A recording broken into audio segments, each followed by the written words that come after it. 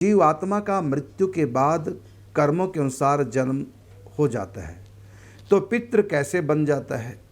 हर साल गया जी में पितरों का श्राद्ध करना जरूरी है क्या, या एक बार ही करना होता है? आपके 3 प्रश्न हैं एक प्रश्न में, एक एक करके मैं प्रश्न का उत्तर देता हूँ। जीव आत्मा का मृत्यु के बाद कर्मों के अनुसार जन्म हो जाता है, बिल्कुल।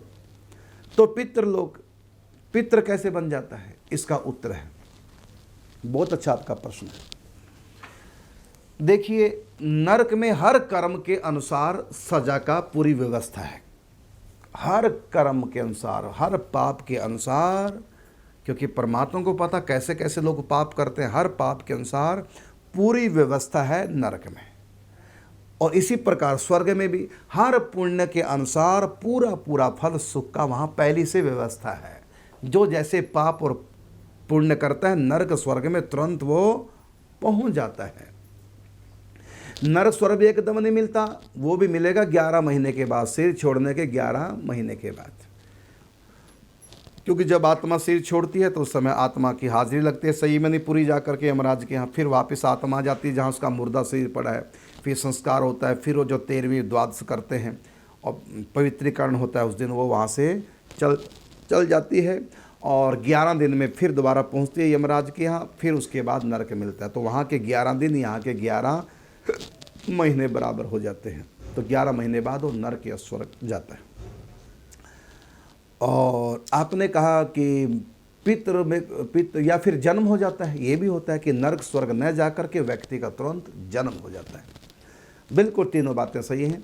और चौथी बात आपका प्रश्न है कि पितृलोक फिर कौन जाते हैं, पितृ कौन बनते हैं? उसका उत्तर है कि स्वर्ग और नरक में तुरंत व्यक्ति चला जाता है, लेकिन जन्म इस मृत्यु लोक में, हाँ, जानवरों का जन्म भी तुरंत हो जाता है।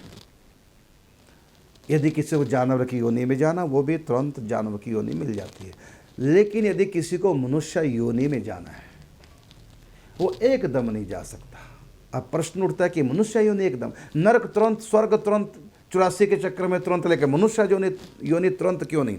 क्योंकि मनुष्य योनि जब जाता है तो वहाँ भी उसको अच्छे और बुरे कर्मों का फल प्राप्त करना है। बड़े बड़े अच्छे कर्म स्वर्ग में, और बड़े बड़े पाप कर्म नरक में, और छोटे छोटे पुण्य, छोटे छोटे स्वर्ग माने पाप, वो स्वर्ग नरक में नहीं, वो इसी जन्म में। क्योंकि मनुष्य शरीर में जो सुख दुख व्यक्ति प्राप्त कर लेता है, वो सुख दुख स्वर्ग में पाने की आवश्यकता नहीं। स्वर्ग में तो वो सुख और दुख मिलते हैं जो मनुष्य शरीर में हम प्राप्त नहीं कर सकते। जैसे किसने फांसी, किसी ने कत्ल कर दिया, उसको एक फांसी लगा दी। यदि किसने 10 बार कत्ल कर दिया तो 10 बार तो फांसी नहीं लगेगी। इसका मतलब उसका शरीर एक बार की फांसी की सज़ा भोग सकता है, 2-4 बार की नहीं। तो इस प्रकार ऐसे किसने मिठाई का दान किया तो 100 गुना मिठाई मिलेगी। आपने 1 क्विंटल रसगुल्ले का दान किया तो आपको 100 क्विंटल मिलेंगे। अब 100 क्विंटल तो आप रसगुल्ले खा ही नहीं पाएंगे, तो क्या होगा? आप स्वर्ग जाएंगे, वहाँ आनंद लेंगे खाने पीने का। तो बड़े बड़े पाप पुण्य नरक में, और छोटे छोटे पाप पुण्य इस दुनिया में ही मिल जाते हैं। तो बड़े बड़े पाप तो स्वर्ग में, लेकिन जिनके बड़े पाप और पुण्य नहीं हैं और उनको मृत्यु लोक में जन्म होना है, तो या नरक स्वर्ग उनका पूरा भुगतान हो चुका है, अब उनको मनुष्य जन्म लेना है। वैसे तो नरक में जो जाते हैं वो जानवर बनते हैं, 84 के चक्र में जाते हैं, और जो स्वर्ग भोग लेते हैं वो फिर मनुष्य जीवन में आ जाते हैं जल्दी। तो जो मनुष्य जीवन जिनको मिलना है, मनुष्य जन्म, वो एकदम नहीं मिलता। कारण क्या? क्योंकि मनुष्य जब भी दुनिया में आएगा वो अकेला सुख दुख प्राप्त नहीं कर सकता। नरक में अकेला व्यक्ति आनंद करेगा, स्वर्ग में अकेला व्यक्ति दुख भोगेगा, दूसरा उसका संगी साथी नहीं। लेकिन मनुष्य एक ऐसा जीव है, उसका सुख दुख दूसरों से जुड़ा होता है। जैसे आपका बच्चा फेल हो गया तो आपको भी दुख होगा, आपके परिवार को भी, उसके भाई बहनों को दुख होगा।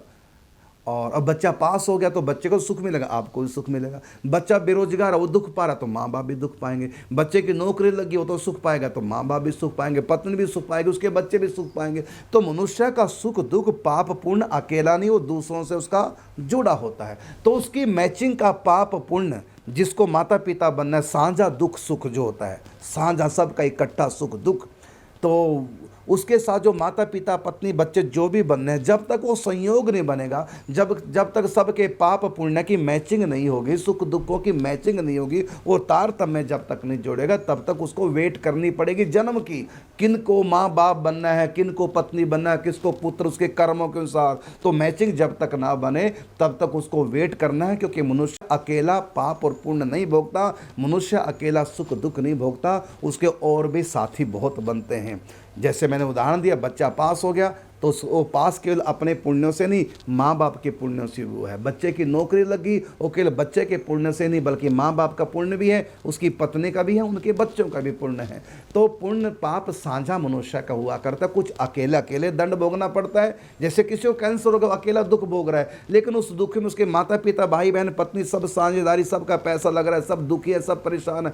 तो क्योंकि मनुष्य इतना उसका दिमाग होता है कि दूसरे के सुख दुख को जल्दी कैच कर लेता है, तो उनको फिर ऐसा कुछ ऐसे पाप है, व्यक्ति अकेला अकेला घुटता रहता है, किसी को बताता भी नहीं। क्यों नहीं बताता? क्योंकि उसको अकेले को पाप भोगना है और दूसरा उसका साझेदार नहीं। तो मनुष्य अकेला पाप भी भोगता है और साथ में समूह में भी। तो समूह में जो पाप भोगता है, तो जब तक वो मैचिंग पाप पुण्यों की ना बने तब तक वो व्यक्ति वेट करता है जन्म की। और वेट जहाँ पर वो वेट करता है जिस जगह पर, उसी का नाम है वेटिंग रूम। उसी को हम आपकी भाषा में कहते हैं पितृलोक, इंग्लिश में कहेंगे वेटिंग रूम, हिंदी में कहेंगे पितृलोक।